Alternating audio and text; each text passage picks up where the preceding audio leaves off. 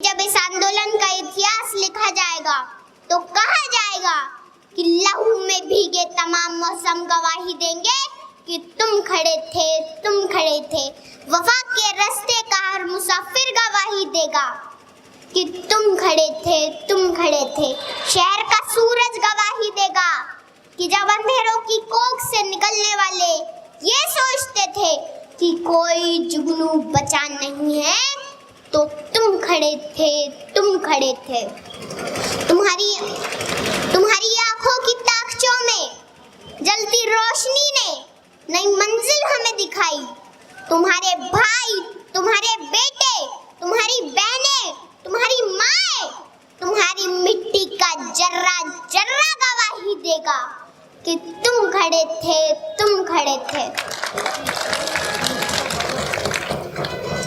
हमारी धरती के जिस्म से जब हवस के मारे सियाह जोगों की तरह चिमटे हुए थे, तो तुम खड़े थे।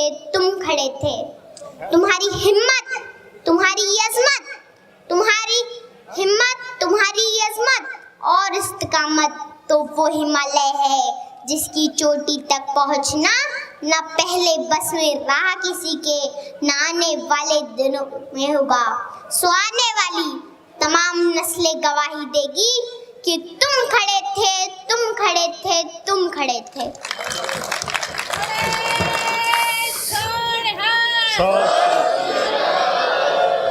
हमारी लड़ाई इन 3 काले कानूनों के साथ साथ सत्ता, बिकाऊ मीडिया, ढेरों गलत जानकारियां और हाड़ पिघलाती सर्दी से भी है। घर परिवार, खेत खलियान, पशुओं से दूर रहकर भी किसान इस मुश्किल घड़ी में यहाँ पर डटा हुआ है।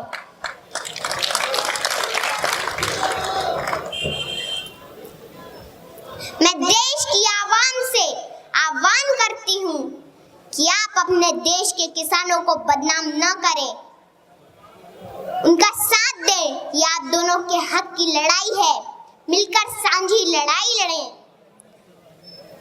मैं आखिरी बात सत्ता से कहना चाहूंगी कि मत छेड़ किसान को,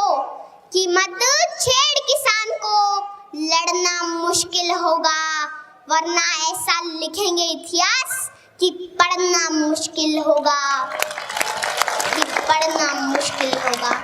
एक बार इन कानूनों को वापस लीजिए और एमएसपी की गारंटी दे दीजिए, फिर इन कानूनों के ऊपर बात करिए, किसानों की सहमति ले लीजिए एक बार। आपने तो बिना सहमति के सीधा आपने कर दिया कानून लागू। तो जो हमारी मांग है हम उस पर ही बात करेंगे। ये तो कहते हैं कि भाई आ जाओ वार्ता करने, पर हम इन कानूनों पे बात नहीं करेंगे।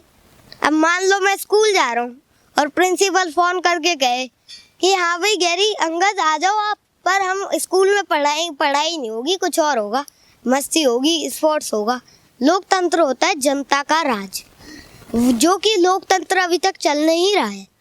ये लोकतंत्र के सब कुछ खिलाफ है, फिर लोकतंत्र का कोई फायदा नहीं है अगर ऐसा नहीं होगा तो।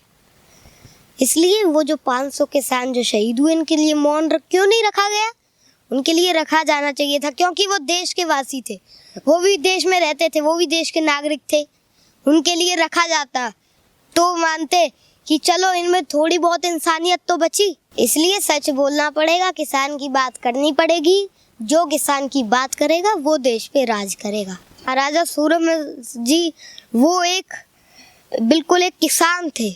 उधर से वो कहाँ गए? महाराणा प्रताप जी की आप बात कर लीजिए, उनकी माँ जो थी वो उनको नंगे पैर चलवाती थी, पत्थरों के रास्ते पे चलवाती थी, क्योंकि उनको पता था आगे चल के इनको देश की सेवा करती है। अब कई लोग कमेंट करते हैं बेटा तू पढ़ ले, पहले तू पढ़ाई कर ले। अब भाई मैंने कब कहा मैं पढ़ाई नहीं कर रहा? पहले देखिए ऑनलाइन क्लास चल रही थी, जो मैं कमेंट करते हैं उनके लिए कह दूं कि पहले ऑनलाइन क्लास चल रही थी, तब मैंने ऑनलाइन क्लासें ली। जो हमने 1 लाख किलोमीटर का सफ़र करा, जिसमें मैं अपने पिताश्री डॉक्टर नरेंद्र सिंह चौधरी के साथ हमने जो सफ़र करा था, उसमें हम बंगाल गए, हरियाणा गए, दिल्ली गए, सुजानगढ़ गए और 5 स्टेटों में गए थे हम। वहाँ पे हमने जो सफ़र करा उसमें फ़ोन होता था और उसमें ऑनलाइन क्लासें चलती थी और मैं अपनी बुक बुक्स और अपनी नोटबुक और अपनी पेंसिल इरेजर शॉर्पनर साथ रखते थे, ऑनलाइन क्लास लेते थे। अब जब स्कूल खुल गए हैं तो मैं यहाँ पे आ गया हूँ, अपनी पढ़ाई करता हूँ। और जब जैसे अब अगर मान लो सैटरडे संडे को इस दिन छुट्टी होती है, जब मैं दिल्ली जाता हूँ, किसानों के साथ रहता हूँ। व्यवस्था में ही सुख है और अव्यवस्था में ही दुख है। अगर मोदी जी और किसान एक साथ बैठें, बीच का रास्ता निकालें, तो ये बिल अच्छा भी हो सकता है। पर मोदी जी को बिल लाने से, ये मोदी जी की मेरे को गलती बहुत बड़ी लगती है कि मैं अपने नज़र से बताऊं कि जब मैं प्रधानमंत्री बनूंगी तो एक भी बिल मैं लाऊंगी तो मैं सबसे पहले जनता से पूछूंगी। उसके बाद जो भी मेरी सरकार के नेता हैं या विपक्षी दल में भी जो होंगे उनसे भी मैं पूछूंगी क्या आपको ये अच्छा लगता है बिल। और अगर जनता ने हाँ बोला और विपक्षी दल ने ना बोला तो विपक्षी दल तो ना ही बोलेगा, और सबसे बड़ी बात है। और सब जनता को अच्छा लगा तो मैं वो बिल लाऊंगी। मैं लाने से पहले सबसे पूछूंगी, मैं उनको डेमो दूंगी। और मोदी जी की ये बुरी बात लगी कि किसानों से नहीं पूछा उन्होंने, किसानों पे ही बिल था, तो ये मुझे बहुत बुरा लगा। मैं मोदी जी से पूछना चाहती हूँ, आप रोज रैलियाँ करते हो, रोज बक करते हो, रोज मन की बातें करते हो।